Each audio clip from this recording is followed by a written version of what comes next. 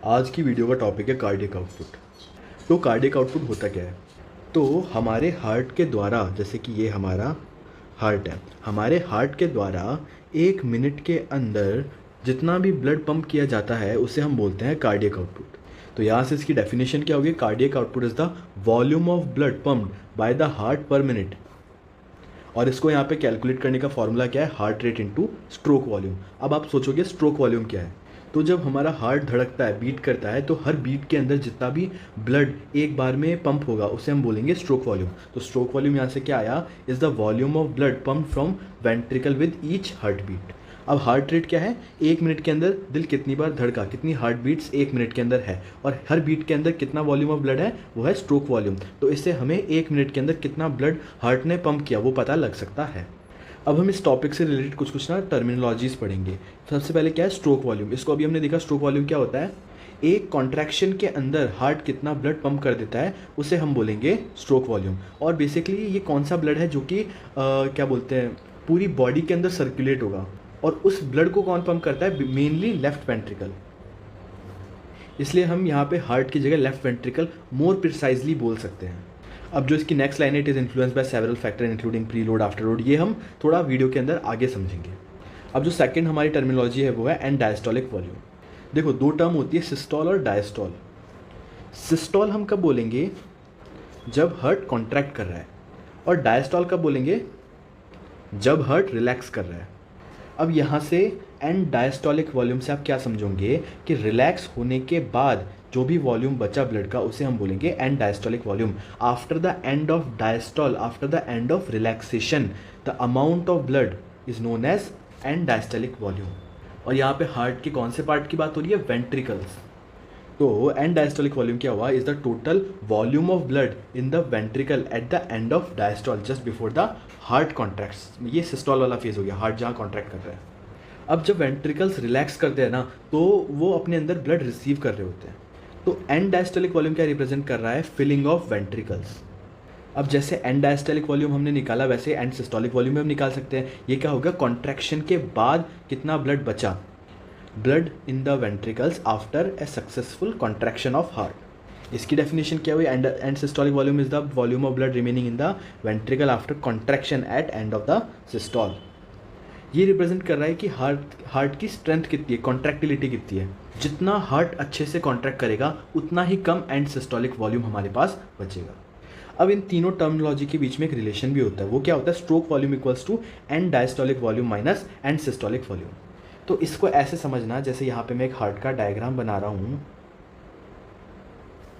अभी ये कैसी स्टेट के अंदर है? रिलैक्स स्टेट के अंदर है। तो इसके अंदर ब्लड भर जाएगा, भर जाएगा, भर जाएगा, भर जाएगा, और यहाँ पे डायस्टोल की स्टेज एंड हो चुकी है। तो इसको हम क्या बोलेंगे? End diastolic volume.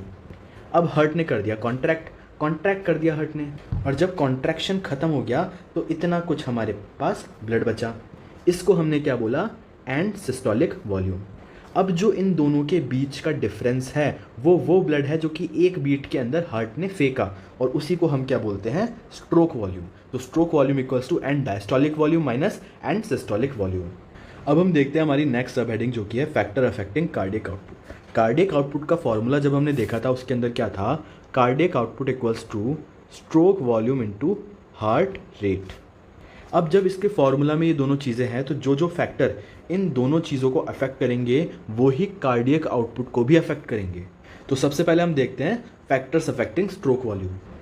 तो मेनली 4 फैक्टर्स होते हैं, वैसे तो 3 फैक्टर होते हैं लेकिन 4 मानते हैं हम कि 4 फैक्टर होते हैं जो कि स्ट्रोक वॉल्यूम को अफेक्ट कर सकते हैं, जिनमें से फर्स्ट है प्रीलोड।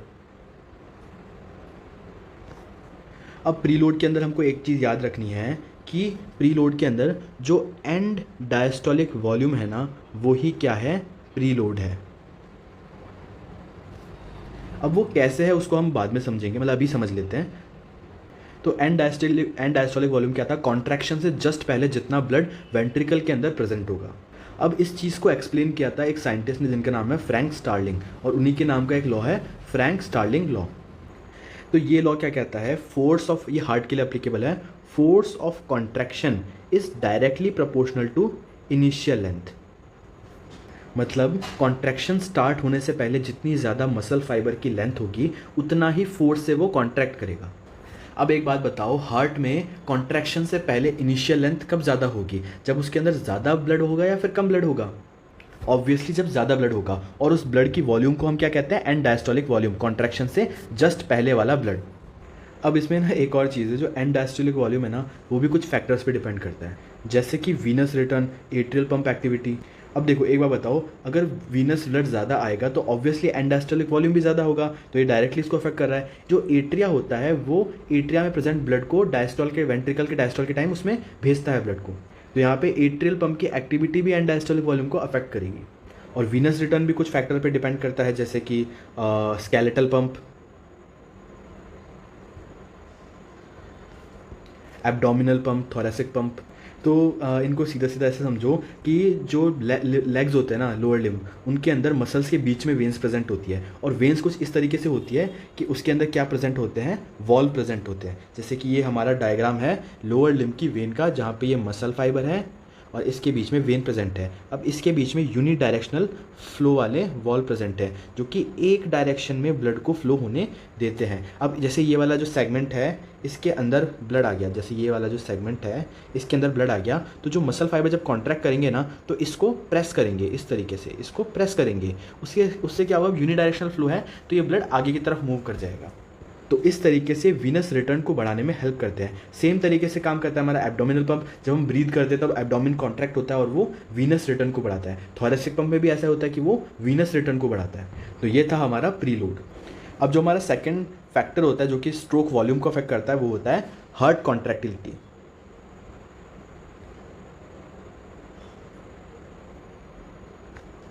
अब जो हार्ट कॉन्ट्रैक्टिलिटी है वो डायरेक्टली प्रोपोर्शनल होती है स्ट्रोक वॉल्यूम से। जितना ज़्यादा हार्ट की कॉन्ट्रैक्ट होने की कैपेसिटी है, स्ट्रोक वॉल्यूम उतना ही ज़्यादा होगा। और कॉन्ट्रैक्टिलिटी ज़्यादा कब होगी? जब जो हार्ट का मसल मास है वो ज़्यादा होगा।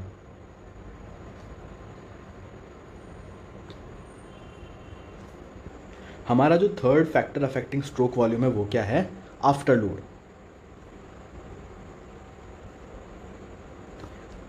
जैसा कि हमने प्रीलोड के लिए बोला, प्रीलोड क्या है? And diastolic volume. वैसे ही आफ्टर लोड को हम क्या कहते हैं?